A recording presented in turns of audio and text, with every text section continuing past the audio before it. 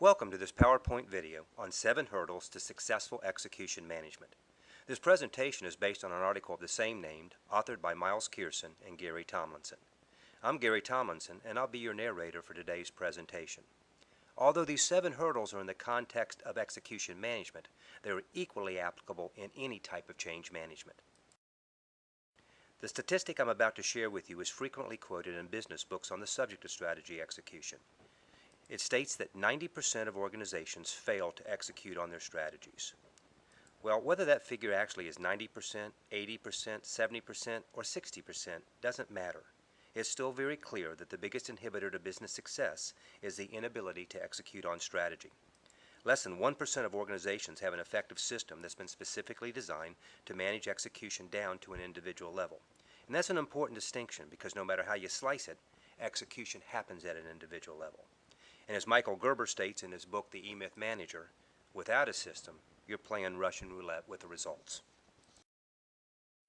After many years of conversations with and consulting to senior executives on execution management systems, we have concluded that there's extraordinary resistance in organizations to addressing and getting better at execution. As logical and beneficial that adopting such a system seems to be, not everybody embraces it, and many out and out fiercely resist. And for those who do understand the importance of this and have brought an execution management system into their organizations, they often run into some significant hurdles to implementing it along the way.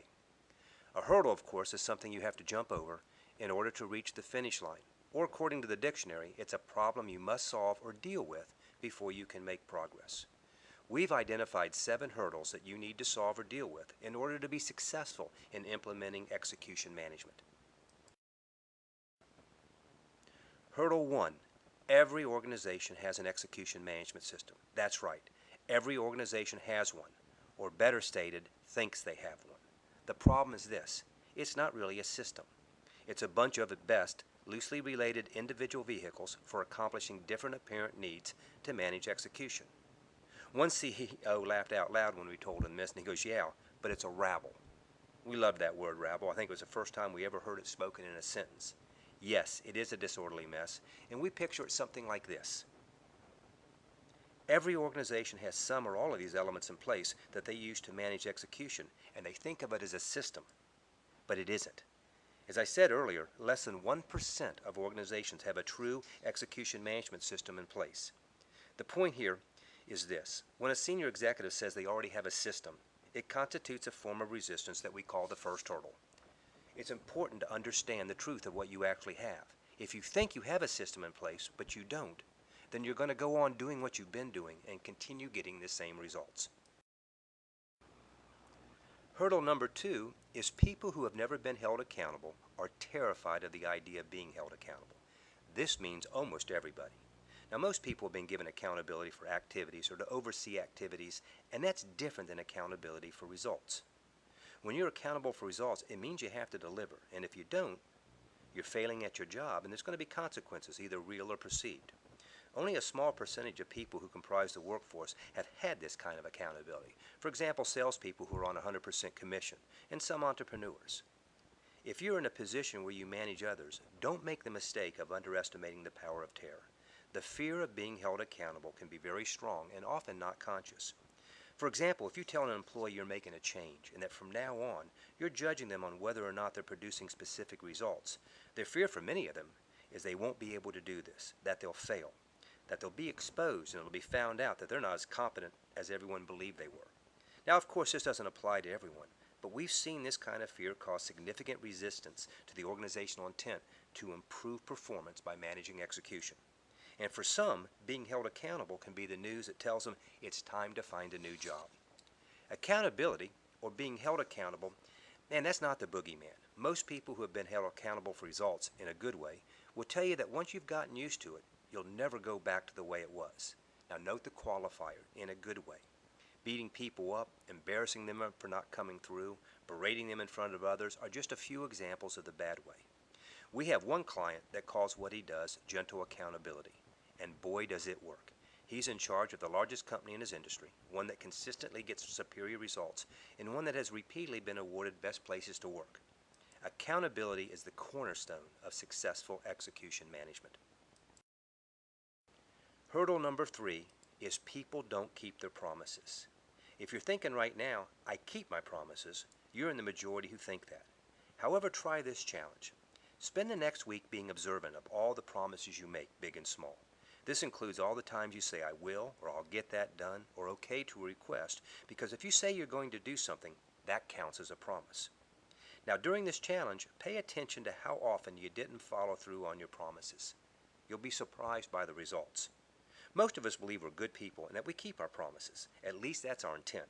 The problem is, as long as we believe we always keep our promises, we don't recognize that we don't always do so.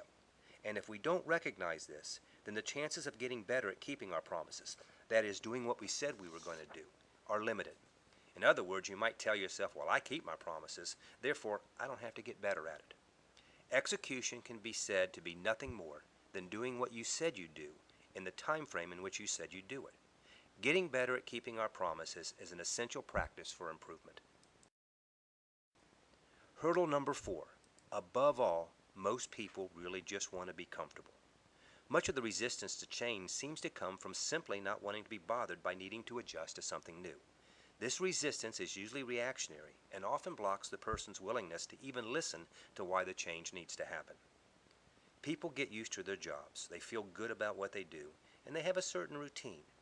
Then comes along a manager or an executive who says, we're going to do things differently around here, and then adds, we're going to ensure that everyone has measurable goals that they'll be accountable to accomplish. Well, that's a double whammy. First, their stability, their comfortability is threatened, and second, their very ability to be successful at the job is in question.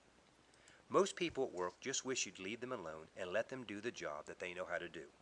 So when a big change is announced, many of them will just be quiet, will sit back, assuming that this too shall pass. This is important to know so you can help find ways to get them off the sidelines and into the game. Hurdle number 5.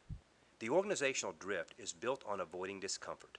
If you shy away from using the word culture, as in corporate culture, and look for what is actually happening in organizations without the bias that goes with that word, some interesting things open up as possibilities. What most people call culture, we call the drift. For example, if you go to a lake and float on your back in the drift, guess in which direction your body will move. It's the same with an organization. They all have their own drift, the direction everything is going in. It's how things work around here. The tendency in most organizations is to keep things as they are, to maintain the status quo.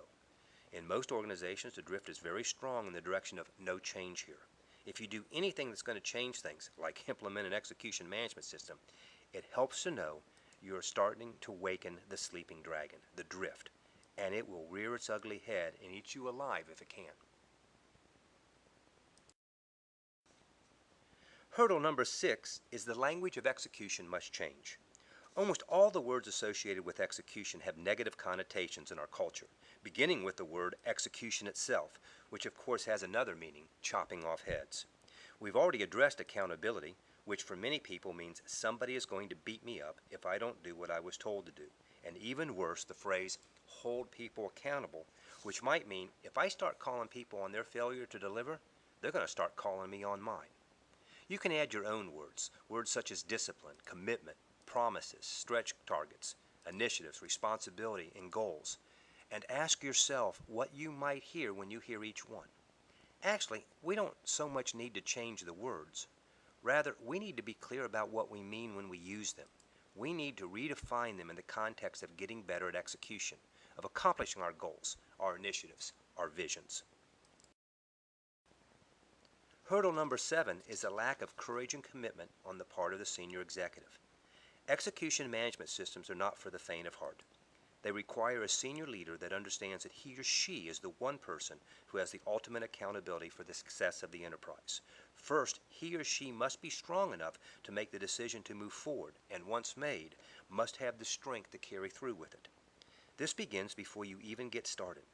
As a senior leader, it's usually a terrific idea to empower your team, to involve them as much as you can in the decisions that you make. However, there are some decisions that you can't make by going to the team and discussing them. The decision to go forward with implementing an execution management system is one of them. Here's the reason why. If you run it by your leadership team first, we can pretty much guarantee there will be one or more of your team members who have an emotional reaction to it. They'll have just enough insecurity about this amount of visibility and accountability to try to talk you out of it. They'll say something that sounds logical and intelligent, like, we do all right. We're pretty good at execution. We've tried these kinds of consulting interventions before and they don't stick. I think we should just focus on it more ourselves, or I can't ask my people to do one more thing. The reality is that they're being driven by one or more of the other 6 hurdles. The point here is this.